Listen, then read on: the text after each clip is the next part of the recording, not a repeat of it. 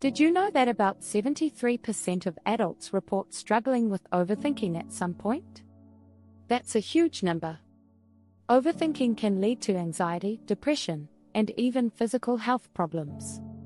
It's like being stuck in a mental traffic jam, where every thought feels like a car honking for attention. Many people believe that mindfulness is the solution, but for overthinkers, it often feels out of reach. Instead of finding peace, they feel more tangled in their thoughts. In fact, studies show that trying to stop your thoughts can make them come back even stronger. So, what can you do about it? In this video, we'll explore the unique challenges that overthinkers face when trying to practice mindfulness. We'll dive into surprising strategies that can help you break free from the cycle of overthinking and find calm in your mind. Get ready to discover methods like thought surfing, active mindfulness, and mindful journaling. These techniques are easy to fit into your daily routine and can lead to real, lasting change. Let's journey together toward a more mindful, peaceful life. Chapter 1: The Overthinker's Dilemma. Why we can't turn off our minds. If you're an overthinker, you know the struggle. Your mind never seems to stop. You could be lying in bed at night, and suddenly you're replaying every conversation you had that day. It's exhausting, right? Well, you're not alone. Studies show that 73% of adults experience overthinking at some point. It's not just you. But here's the twist: while many people assume overthinking is simply a bad habit, it's often linked to anxiety. When it comes to mindfulness, this constant mental chatter makes it hard to just be present. Overthinkers get caught in an endless cycle of what-ifs and should-haves, leaving no room for the here and now. This is where mindfulness seems almost impossible. But here's the thing: mindfulness isn't about shutting off your thoughts. That's the first mistake most people make. Instead, mindfulness is about noticing your thoughts without letting them control you. You don't have to force your mind to go blank. Jon Kabat-Zinn, the founder of mindfulness-based stress reduction, once said, "You can't stop the waves, but you can learn to surf." So, think of your thoughts as waves. Instead of being swept away by them, observe them. Acknowledge they're there, but don't get caught up in them. This simple shift can help you begin to untangle yourself from overthinking. Chapter 2: Mindfulness Myths. Why overthinkers can't just clear their minds. One of the biggest barriers to mindfulness for overthinkers is the myth that you have to clear your mind. How many times have you been told to stop thinking? It's like telling someone not to blink. In fact, research shows that attempting to suppress thoughts can make them come back even stronger. This is known as the rebound effect. But here's the good news: mindfulness isn't about banishing thoughts. It's about becoming aware of them without judgment. A study by Harvard found that people spend 47% of their waking hours thinking about something other than what they're doing. That's almost half your day. But here's where mindfulness can help. By simply acknowledging those wandering thoughts, you break the cycle of rumination. A good strategy is called noting. Every time a thought pops up, you label it: thinking, worrying, planning, and then gently bring your focus back to the present. This approach creates distance between you and your thoughts. Over time, you'll notice that you're not as tangled in them as before. As Eckhart Tolle, author of The Power of Now, says, rather than being your thoughts and emotions, be the awareness behind them.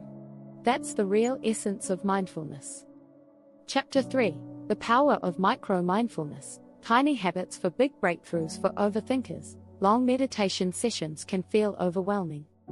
But here's the good news: mindfulness doesn't have to be a grand, time-consuming practice. Enter micro-mindfulness, small moments of mindfulness that you can fit into your day. In fact, studies show that just 10 minutes of mindfulness practice a day can reduce anxiety and increase well-being. One easy micro-mindfulness technique is the 5-4-3-2-1 grounding exercise. Start by identifying 5 things you can see around you, 4 things you can touch, 3 things you can hear, 2 things you can smell, and 1 thing you can taste. This brings your attention to the present moment, slowing down those racing thoughts. Another great method is mindful breathing. You don't need to meditate for 30 minutes. Simply take 3 deep breaths when you feel overwhelmed. Breathe in for 4 counts, hold for 4, and breathe out for 4. This simple act signals to your brain that it's time to calm down. Overthinkers often feel like they don't have time to be mindful, but the truth is, mindfulness can be woven into everyday tasks. Drinking your morning coffee? Take a moment to really taste it, feel the warmth of the mug and breathe in the smell. Doing the dishes? Focus on the sensation of the water on your hands. These small, mindful moments throughout your day can have a profound impact. As Atomic Habits author James Clear puts it, you do not rise to the level of your goals, you fall to the level of your systems. Building micro-mindfulness into your daily routine can help you calm your overactive mind without needing hours of meditation. If you're enjoying this video so far, don't forget to subscribe. Hit that bell icon to stay updated on more tips for finding peace of mind. Chapter 4, Thought Surfing. How to stop battling your brainwaves. For overthinkers, trying to control thoughts often feels like fighting an endless battle. You might find yourself stuck in repetitive loops, analyzing every detail of a situation. But here's a fact: the more you try to suppress or control your thoughts, the more persistent they become. This is known as the ironic process theory, discovered by psychologist Daniel Wegner. Essentially, trying to stop thinking about something makes it harder to let go. So, what's the solution? Instead of fighting your thoughts, you can surf them.